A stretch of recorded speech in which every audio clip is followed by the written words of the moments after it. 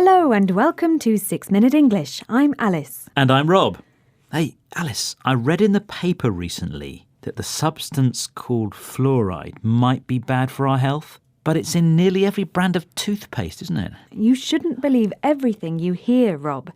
Fluoride protects our teeth against decay. But there's a theory that drug companies are using fluoride to affect our brains and make us all dumb. That's ridiculous, Rob. Well, I'm not sure if I believe it or not, but it's worrying me.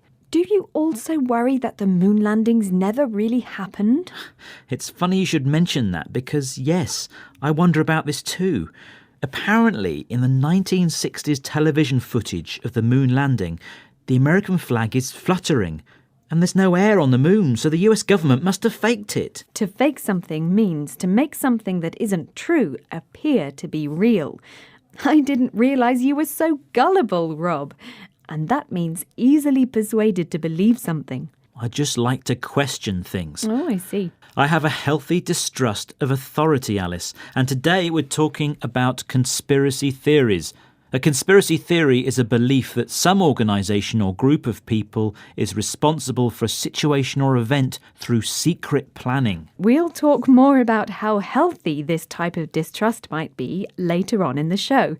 But now, please focus your intellectual powers on today's quiz question, Rob. Around what proportion of the US population believes that the assassination of President John F. Kennedy was not the result of a lone gunman? Is it A, 6%, B, 16%, or C, 60%? I'll go for B, 16%. Well, we'll find out if you chose the right answer later on in the programme. But for now, let's move on.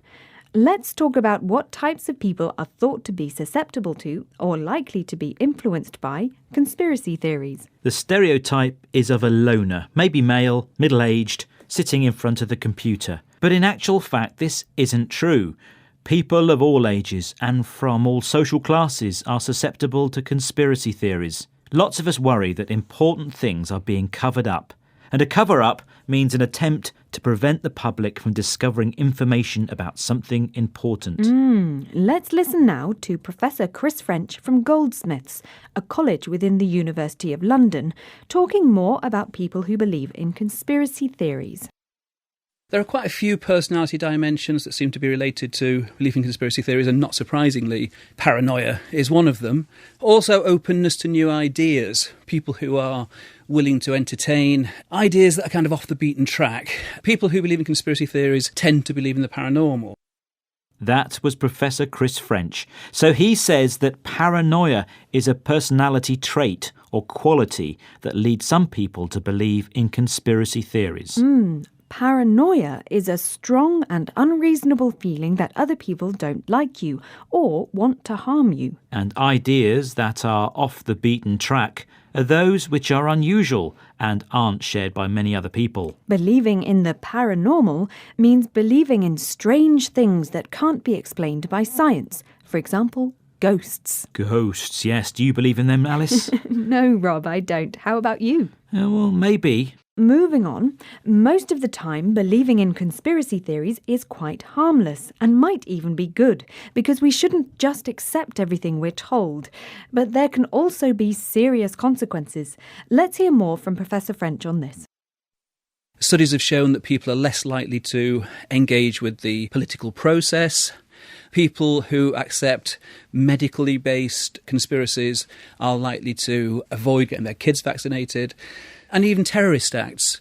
It's been shown that terrorist groups will actually use conspiracy theories as both a means to get new recruits and also to motivate people to carry out extreme terrorist acts.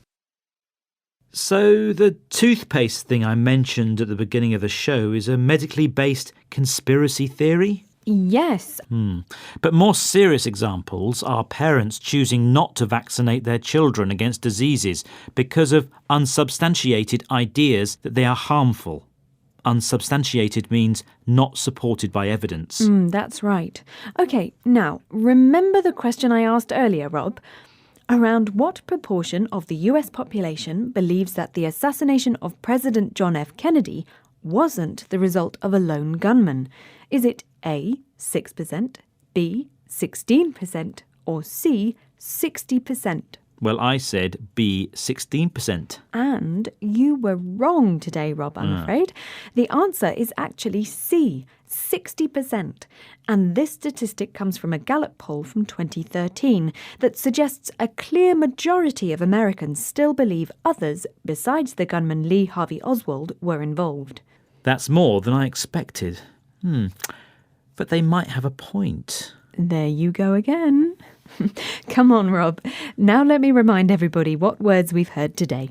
They are to fake something, gullible, conspiracy theory, susceptible, cover up, trait, paranoia, off the beaten track, paranormal, unsubstantiated. That's the end of today's 6-Minute English. Please join us again soon. Bye-bye. Bye. 6 Minute English from the BBC.